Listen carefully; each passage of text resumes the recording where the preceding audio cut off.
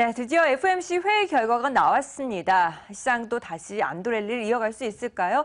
한시름 놨다라는 의견이 있는 반면에 차라리 빨리 금리를 인상해라라는 의견도 나오고 있습니다. 어느 쪽에도 무게를 둬야 될지 궁금해지는데 일단 오늘 시장 전망과 함께 전략을 확인해 보도록 하겠습니다. 한국투자증권 이프렌드웨이의 박지영 차장과 함께합니다. 안녕하세요. 안녕하십니까. 네, 10월에 FOMC 성명서가 발표가 됐습니다. 9월과 어떤 점이 다른지도 궁금하고 그래도 연내 금리 인상 가능성 아직까지 남아있는 걸까요? 일단은 이제 10월 FOMC 성명서가 9월과 달라진 점, 같은 점을 이야기를 해보면요. 일단 수출 부진과 일자리 증가세 둔화로 인해서 금리는 동결을 한다라고 발표를 했습니다. 경제활동의 점진적 확장은 유지된다라고 이런 문구는 계속 유지가 됐는데요. 문제가 되는 게 전 세계 상황의 제약 표현은 삭제가 됐습니다. 9월 달에 FOMC 발표할 때쯤 돼서 중국도 급락을 했고요. 전 세계 시장이 급락을 하면서 이러한 문구를 금리 인상에 대한 좀 걸림돌로 작용을 했었는데 이런 문구는 삭제가 됐고요. 하지만 다음 회의라는 표현이 7년 만에 등장을 했습니다. 금리 인상에 대해서 다음 회의 때 결정을 하겠다. 여전히 FOMC, 옐런은 올해 안에 금리를 좀 인상할 수도 있다라는 뉘앙스를 풍기고 있거든요. 이런 것은 12월 금리 인상에 대한 힌트가 아닌가라고 생각이 들고요. 개인적으로는 이제 9월에 인상할 가능성이 높다라고 판단을 했었는데 그 이유는 9월에 인상하는 것이 어찌 됐건 간에 옐런 입에서 이제 올해 안에 인상을 할 거다라고 이야기를 했다라고 한다면 약간의 룸은 남겨놓는 게 좋다라고 판단을 했었기 때문입니다. 9월에 인상을 만약에 했다라고 한다면 혹시 모를 이제 연말에 돼서 경기 지표가 안 좋아졌을 때 대응을 할 수 있는데 만약에 지금 예를 들어서 올해 안에 금리 인상을 한다라고 했을 경우에는 이제 한 번뿐이 안 남았습니다. 12월뿐이 안 남았는데 연말에 가서 경기 지표가 안 좋아졌다라고 한다면 금리 인상을 안 할 수도 없는 상황이고요. 만약에 금리 인상을 안 하게 됐다. 그렇다라고 한다면 연준에 대한 신뢰감이라는 것은 땅에 떨어질 수밖에 없습니다. 이런 점들을 좀 미연에 막기 위해서는 9월에 했어야 되는데 그러지 못했다라는 것은 연준이 약간 이제 운신의 폭이 줄어들었다라고 보고요. 이러한 힌트를 계속 주는 것은 12월에 좀 인상을 할 가능성이 높다라는 것을 이야기하는 것이 아닌가라는 점. 그래서 12월에 인상 가능성이 굉장히 많이 높아졌다라고 볼 수 있는데요. 이렇게 된다라고 한다면 불확실성이 조금 감소하는 것이 아닌가라고 해석을 해볼 수 있을 것 같습니다.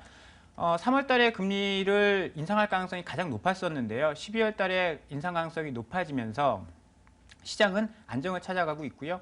FOMC 성명서 발표하자마자 주가는 급락을 했다가 다시 반등을 하는 모습을 보여줬습니다. 이것은 시장 참여자들 역시도 12월에 대한 인상 가능성을 어느 정도 염두에 두고 있었다라고 판단을 해볼 수 있는 내용이 아닌가 정리를 해보도록 하겠습니다. 네, 줄 듯 말 듯, 잡힐 듯 말 듯, 미 연준의 속내를 가늠하기가 참 어렵습니다. 그래도 어제 시장에서 외국인들 급격하게 매도가 출회가 되면서 시장에 부담감을 안겨줬는데 FOMC 한 템포 쉬어가면서 다시 수급 개선을 기대해봐도 될까요? 우리 시장에서는?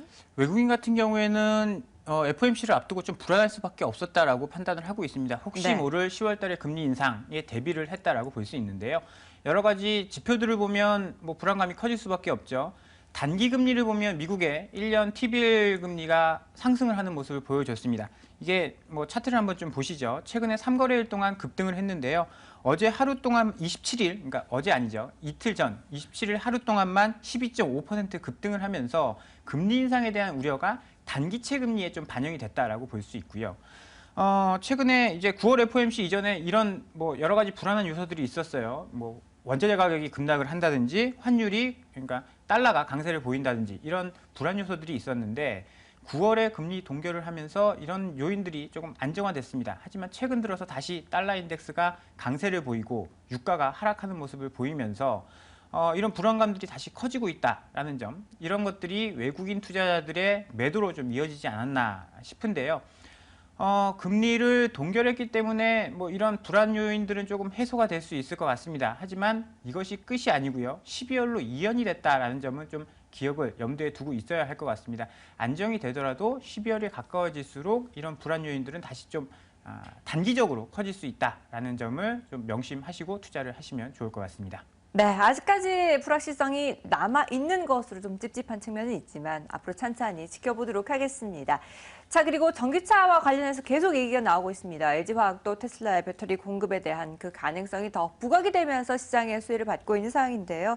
앞으로 계속해서 긍정적으로 바라봐도 될까요? 어제 신고가를 돌파를 했죠. 니온게이자 신문에서 이제 테슬라 모터스와 LG화학이 배터리 공급이 거의 뭐 조율 과정에 있다, 거의 끝나간다라는 신문 뉴스를 보도를 하면서 급등하는 모습을 보였는데요. 일단 뭐 LG화학 측에서는 고객사와 관련된 사항은 확인해 줄 수 없다라고 뭐 이야기를 하고 있고요. 테슬라 모터스 입장에서 보면 지금 모델 X를 출시를 했습니다. 파나소닉과 독점적으로 2차 전지 배터리를 계약해서 생산을 하고 있는데 모델 X까지 출시를 하면서 예를 들어서 뭐 파나소닉이 만약에 문제가 생겼다라고 한다면 이제 차량 출시 자체에 문제가 생길 수 있거든요. 그래서 벤더를 하나가 아니고 이제 다수의 복수의 벤더를 만들 가능성이 높아졌다라고 이야기를 할 수 있을 것 같고요. 2차 전지 업체 시장을 보면 파나소닉이 46%의 점유율을 차지를 하고 있고요. 그 다음으로는 AESC라는 일본 업체입니다. 그 NEC와 닛산이 뭐 합작을 해서 만든 회사인데요. 이 회사가 17%를 차지하고 있고 LG화학이 11% 점유를 하고 있는 3위 업체입니다. 이렇게 보면 두 개 업체가 다 일본 업체인데요.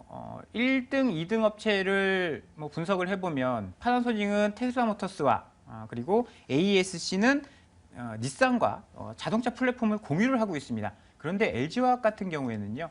여러 회사, GM도 뭐 GM이라든지 뭐 BMW 이런 쪽에 다 배터리를 공급을 하고 있습니다. 그래서 테슬라 모터스 입장에서는 이제 AESC라는 회사, 그러니까 닛산과 플랫폼을 공유하는 회사보다는 이제 독자적으로 플랫폼을 개발을 할 수 있는 LG화학과 손을 잡는 게 뭐 좀 더 낫다라고 판단을 하고 있는 것 같습니다.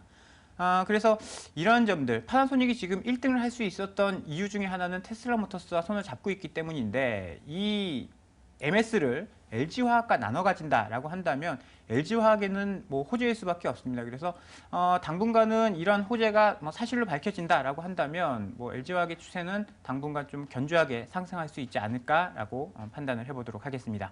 네, 또 그와 함께 기업들의 실적 발표도 계속 이어지고 있습니다. 한미약품 어닝 서프라이즈를 기록했는데도 불구하고 주가는 조정을 받고 있거든요. 어떻게 해석해야 될까요? 일단 뭐 소문에 사서 뉴스에 팔아라 이런 뭐 이제 시장 격언이 있습니다. 한미약품이 사실 최근에 이유 없이 뭐 50%가 반등을 했습니다. 10월 14일 날 34만 원 하다가 최근에 저점 대비해서 50% 반등을 했거든요. 그렇기 때문에 일단 이런 이제 실적에 대한 기대감이 주가에 반영이 미리 됐다라고 판단을 하고 있고요. 하지만 이번 실적에서 기술 수출료 수익과 북경 한미의 실적 개선 등은 저는 긍정적이었다라고 판단을 하고 있습니다. 그래서 이런 점들이 유지가 된다면 언젠가는 뭐 실적이 좋아지는 것을 주가가 반영할 것이다라고 생각을 하고요. 긍정적인 의견 좀 드려보도록 하겠습니다. 네, 또 긍정적으로 바라보고 있던 종목이 있습니다. 한국항공우주 그동안 주고 최대 사상 실적을 내놓으면서 주가도 정말 가파르게 우상향하는 아름다운 차트를 보여줬었는데 최근에 좀 조정을 받기도 했었죠. 앞으로 흐름은 어떨까요? 이제 실적을 좀 말씀드리면 컨센서스 매출이 7천억, 영업이익이 661억, 당기순이익이 572억 원이었는데요. 발표한 실적은 뭐 매출은 비슷하게 나왔습니다. 7,039억 원이 나왔고요. 영업이익은 서프라이즈 수준이죠. 795억이 나왔습니다. 당기순이익은 뭐 조금 적게 나왔어요. 472억 원 나왔는데 어제 시간 내에서는 조금 소폭 하락을 하더라고요. 최근에는 핵심 부품, 그러니까 KFX 사업이 핵심 부품 기술 이전이 뭐 불가하다라는 이슈로 급락을 했었는데 또 정부 말로는 자체 개발이 가능하다라고 하면서 불안감을 부식시키고 있습니다. 뭐 실적 발표 시간에 소폭 하락을 보였지만 장기적인 발전 방향에는 변함이 없을 것으로 보고 있습니다. 그래서 조정시마다 좀 매수로 접근하는 것이 좋을 것 같다라는 의견을 드려보겠습니다. 네, 그렇다면 이런 종목들 외에 또 매력적인 종목이 있으면 하나 꼽아주시죠. 오늘 관심을 갖고 있는 종목은 지금 10월 달에는 대형주들이 움직였는데 이제 10월 달도 하루 남았습니다. 오늘 네. 제외하고 하루 남았는데요. 그러네요. 11월부터는 이제 중소형주들이 실적 발표를 하게 됩니다. 실적이 좋은 종목들이 주가가 올라가는 것은 명백한 일이고요. 10월 달에 중소형주 실적 발표한 종목 중에 실적이 잘 나온 종목이 하나 있습니다. 디오라는 종목인데요. 3분기 매출액이 182억으로 전년 대비 11% 증가했고요. 영업이익은 48억으로 326% 급증했습니다. 임플란트 관련된 회사인데요. 임플란트 시술의 디지털화로 인해서 틈새 시장을 개척해 가고 있는 회사고요. 높은 성장률 그리고 20%대의 영업이익률을 기록을 하고 있기 때문에 중장기적으로 좀 관심 있게 보셔도 좋을 것 같다라는 추천 사유 좀 드려보도록 하겠습니다. 네, 디오라는 종목의 흐름도 꼭 지켜보도록 하겠습니다. 한국투자증권 이프랜드의 박지영 차장과 함께했습니다. 말씀 감사합니다.